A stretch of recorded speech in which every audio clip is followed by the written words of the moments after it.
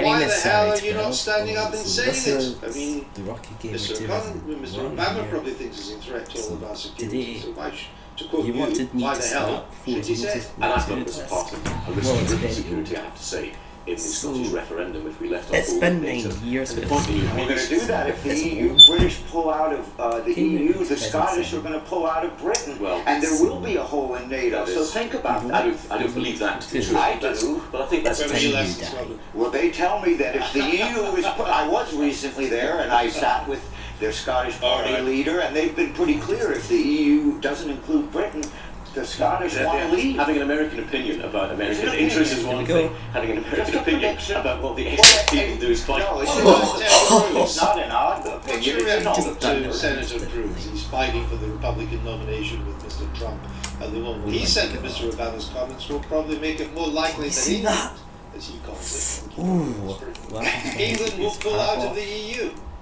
I don't think that will have a huge impact either way in terms of the British result.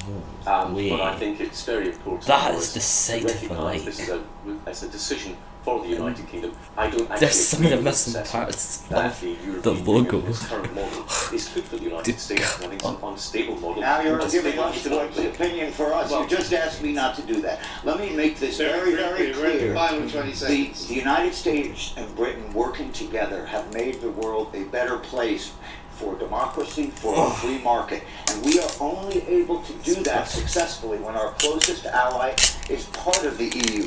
American foreign policy will be weaker, Western foreign policy will be weaker if the British leave the EU. We look forward to the President's visit, whatever he has to say. Okay. Thank you.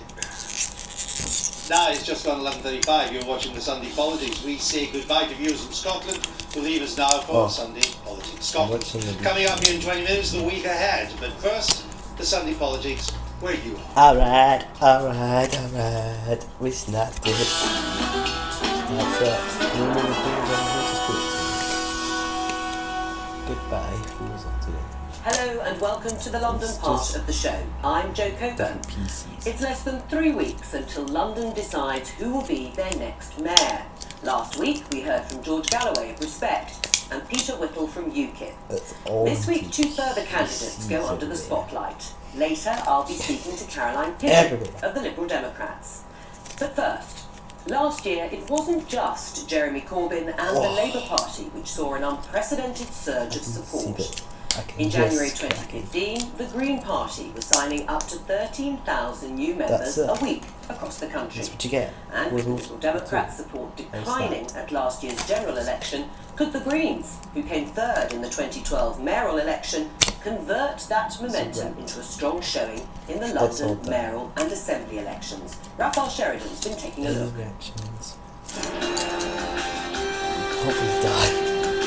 That's the huge. Look what we've done, guys. Isn't always glamorous. It's all Enfield, the Green Party candidate Sean Berry was hoping to convince voters to go green on May the 5th. So if you want a really radical mayor, you do need to vote green.